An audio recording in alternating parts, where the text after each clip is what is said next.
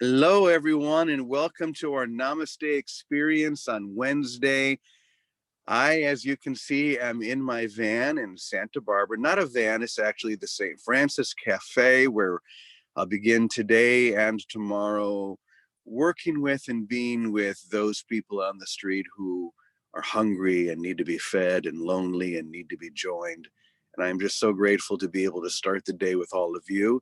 Vicky will not be here. She has some things that she's attending to help take care of Teddy's stuff. I was so grateful to have her here yesterday to share more deeply her experience and her wisdom. And as we have for the last week or so, we're going to have Reverend David with us here as well, and he's going to be sharing. Reverend David, do you want to say hello to everybody before we begin? Good morning. It's wonderful to be here with this Mexico part of this beautiful community and have this moment where wherever we are, we're all together, we're all one. Great to be here. Well, thanks for holding down the fort. It's good to know you're there, brother.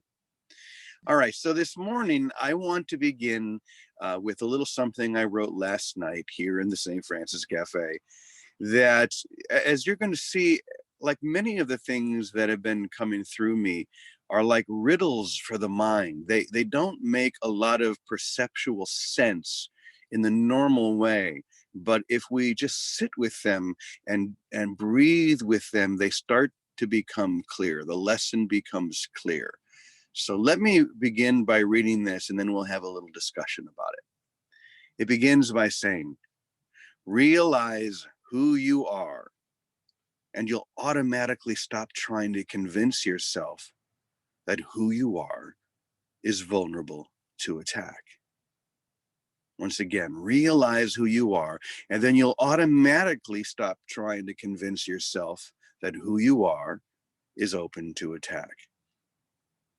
I love this beginning because I've been thinking about the concern that people have, especially my family and friends, of me going to a part of the world that clearly everyone else is leaving. The US Embassy has been closed. All Americans have been asked to leave. All foreigners have been asked to leave Ukraine.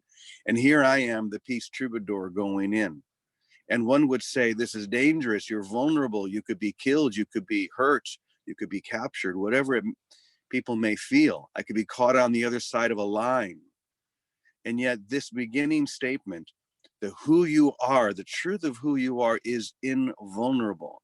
It goes on to say, it is who you are not that is vulnerable to attack.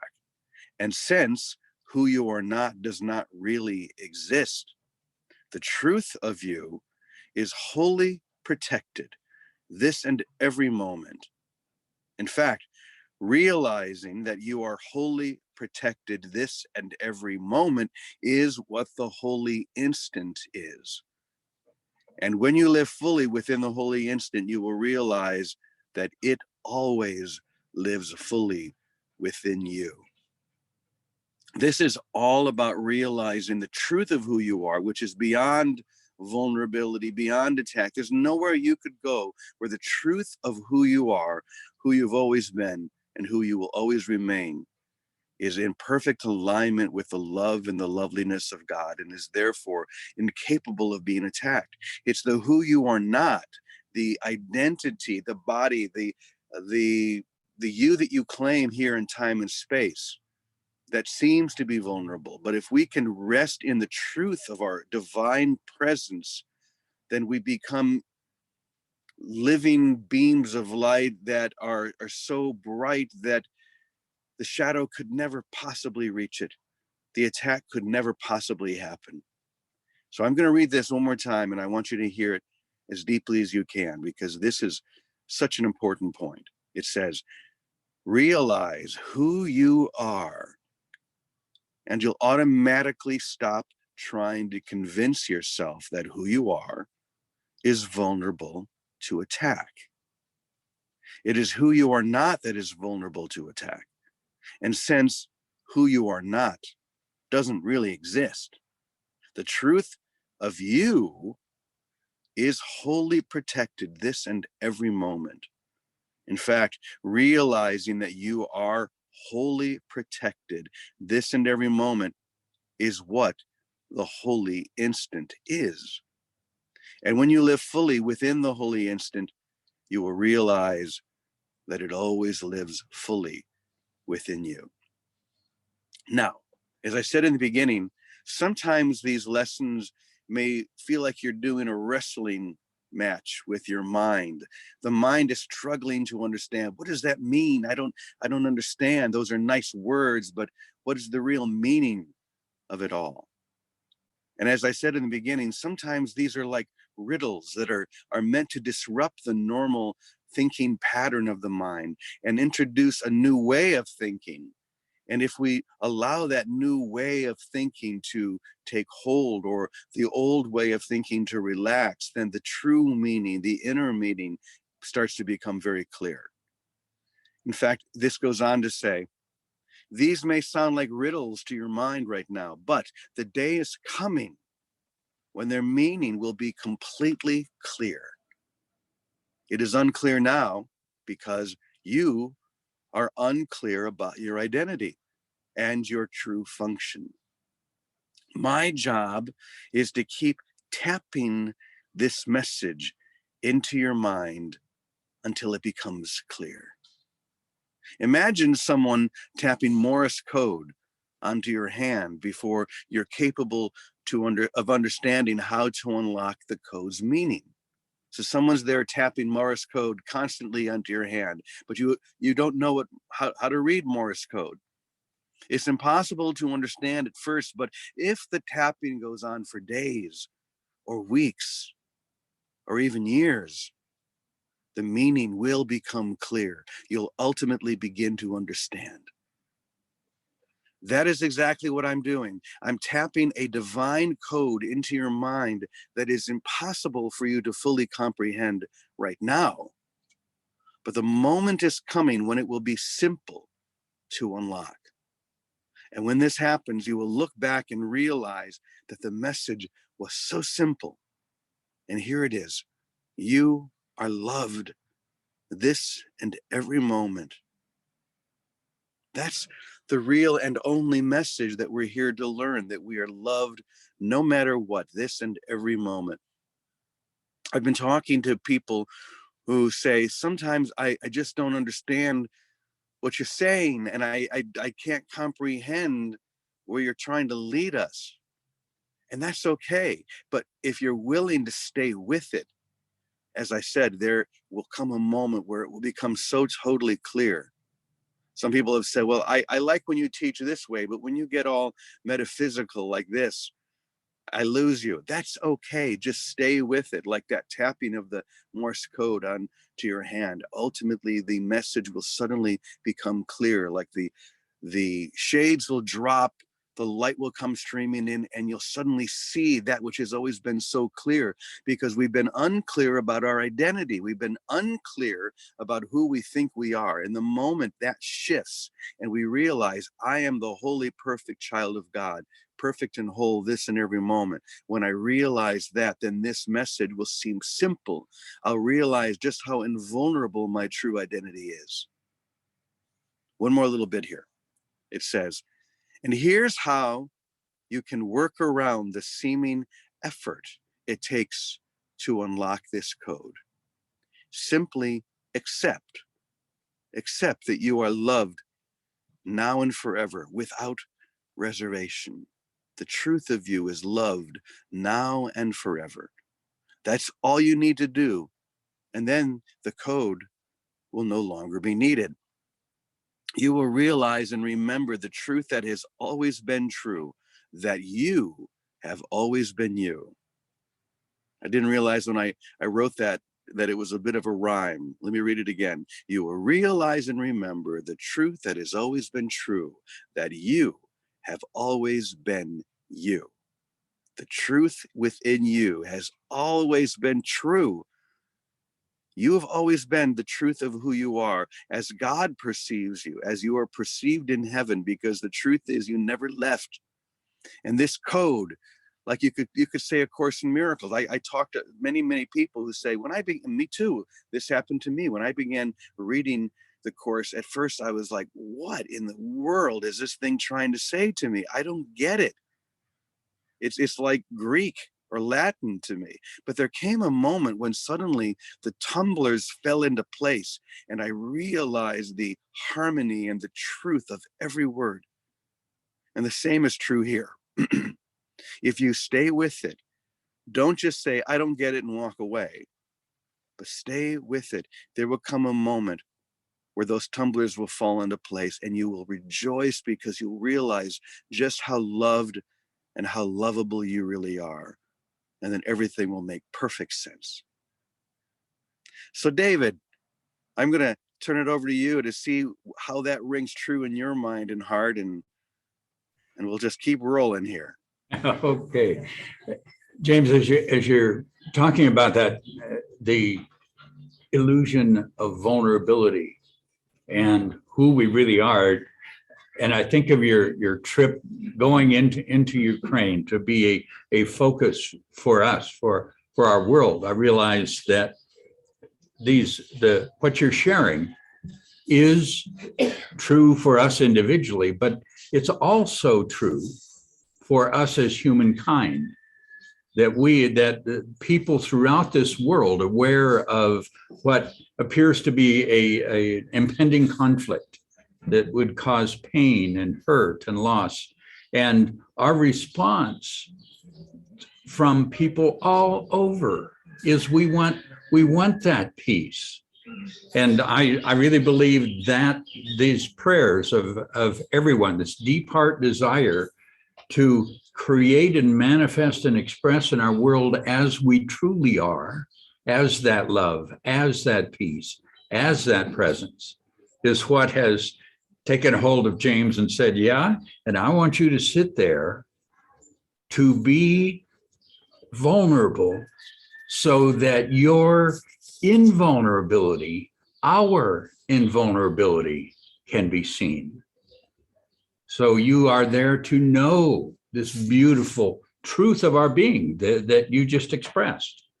As the world takes a moment and we say, yes, all this other, the who we are not, seems so real, but we can feel, we can connect with, we can know our true invulnerability when we feel the love, when we feel the prayer, when we feel the care, when we feel the connection. And it's that draws you there, because to be that vulnerable, you must know your invulnerability. And that's the invitation to all of us, to realize we don't need the layers, the protections that we think make us protected and invulnerable. In fact, we don't need that. Our invulnerability is so strong because it's who we are. It's the pure love that we're one with. And people from all different ideas, concepts of God, rejection of God, we're all still peace. We're all still love. And we want to know and touch and experience that love, that goodness that is present in the midst of the world playing out scenarios that we are not, that are not true to our beings. And I think one of the reasons it's so uncomfortable when the anger and the conflict is voiced is that it is so inconsistent with who we really are. Because we are people of understanding. We are beings of understanding together.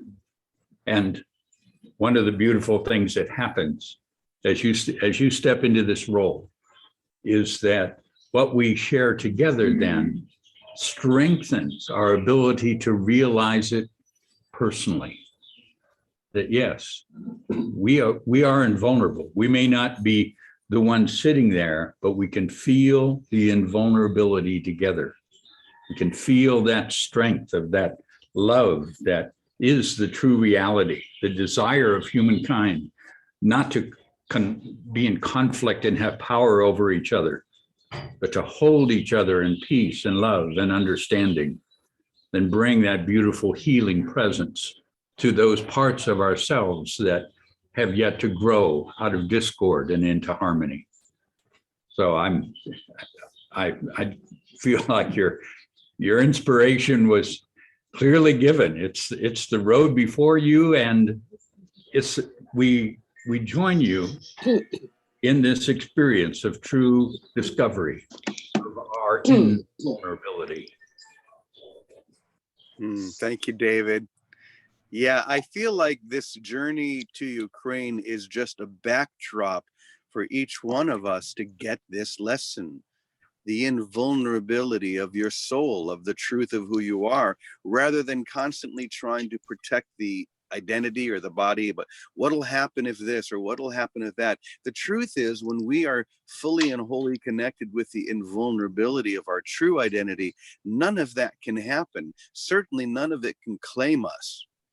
And we see that example in so many of our bright saintly characters, from Jesus on up, Jesus on down, Jesus everywhere, the Christ as it is wholly presenting itself every moment. And go ahead and make sure you're muted, guys. Someone's gotten unmuted, and I'm not able to mute you from here. So make sure you are muted, because someone just came unmuted.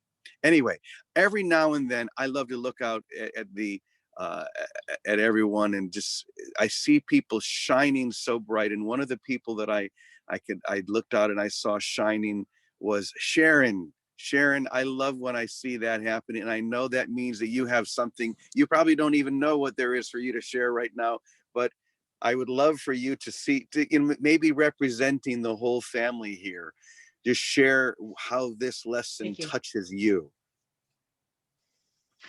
Thank you. I have a knowing that you were going to call me. It's amazing. Thank you. We are connected. I have a love of analogies like you do, and metaphors. And the word template comes to mind. The new template that we're making, the new pathways of practicing love itself, and undoing is one thing, but reinforcing the good is just the template that we're making. It all comes back to, as Teddy drove home all the time, the uncompromising way of thinking, of actually knowing. It's knowing that there's a right mind and a wrong mind. There's love and there's fear, and one of them is real, only one, and it's choosing over and over again. I just want to give a slight example of yesterday, what I did as a practice, spiritual practice for myself, because of what you're doing is so profound. And I thought, what can I do that's profound? Where's my role? And I had this message that I should make up 5 cards, and inside I put to you with love, and just put $10 in it. And on the outside, it was an envelope. It said for you with a heart. And I thought, I am not to judge who it's going to. I will not, it can't be old, it can't be black, it can't be crippled or anything, like a symbol of what I felt that that this person needs something. I thought it has to be maximal. So I thought, this is a spiritual practice, Sharon, get out of the way. And I was standing in line at the store, and the lady behind me was a Black lady, and she was singing a beautiful song about Jesus. And I turned around and I smiled at her, and I thought, is this the person? And then I thought, no, you're judging. You're judging that you should give this. So I let go, and we went in the store, and the lady was shopping around me. And then I thought, well, wait a second here. This is hitting me over the head right now. Like, this is the place of you. Of course it is. It's the first lesson is making it, Jesus was making it easy for me to see it. It was the song of Jesus. It was this lovely lady. And I was trying to stop myself. And I thought, no, just just let go. So I gave out the 5 cards without knowing its maximal effect. And I'm sure they were maximal. It's the practice of spirituality that will get us there. And James, what you're doing is so profound. It's tempting to think it's more than what I do, but it's not. Each one of us has its own maximal way of doing things on a large scale. And it's just right where you are. It's the people that are in front of us. And thank you so much for letting me share that. I love you so much and bless you for what you do. You're such an inspiration for me and for all of us, James. I think of you all the time, and all of my mighty companions here that come together, and just David and everybody. I love you so much. You mean so much to me. Thank you. Oh, thank you, Sharon. I knew that you were feeling the spark, and that I would call on you. And I always love what you share. So thank you for that. Yes, it's so simple. We can't judge. We just have to give. Just be the source of that which we want. And what we want is love. That's really all it comes down to, because everything else flows from that divine source. When we are feeling loved and we are feeling loving, everything is drawn to us easily and automatically. And that's why this lesson is so simple. Just focus there. Stop worrying about how vulnerable you are, because it's it's who you are not that is vulnerable. The truth of who you are is invulnerable, and the truth of who you are is love. So give that love every moment, whether you're passing out cards or in a little bus in Santa Barbara, California. You may find yourself in a situation that you would never think that this would be a possibility, but then suddenly there it is in front of you. And like you said so beautifully, Sharon, don't judge it. Just give. Just be the source. And when you are, then the source will always be within you. So thank you. And thank you, David. This is a simple message, and now we have to go out and live it. Just be the truth. Let that truth vibrate. Let that love expand. Don't worry about the rest. I'm not worried at all about going to Ukraine, because I know that the truth of me is invulnerable. Nothing can happen. And I know that you guys share that, and I know that you're with me the whole way, every step. So David, I'm going to turn it back to you, and you can lead us in our closing prayer, the prayer of protection.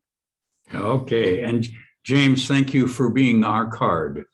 As you carry that message, I love you, our card to Ukraine, and to all the people whose hearts say, no, we are really peace, we're really love. That's what this is about. Amen. So and remembering that beautiful presence. Let's see, I'm gonna hit this magic green one. Okay, thank you. There it is. And there it is. Yes, because here we remember and we affirm we are this amazing presence, this beautiful love. Together, the light of God surrounds us. The love of God. Yes. God enfolds us. I am the love of God. The power of of God protects us. I am the power of God. The The presence presence of God watches over us. I am the presence of God. Wherever we are, God is, and all is well. And it's completely joyously wonderful. Amen. Punto. We love you. E punto. I love you all. Thank you.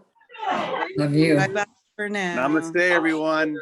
Puto. Namaste. Puto. We love you, James. I Whatever. love you too. Mm. Thank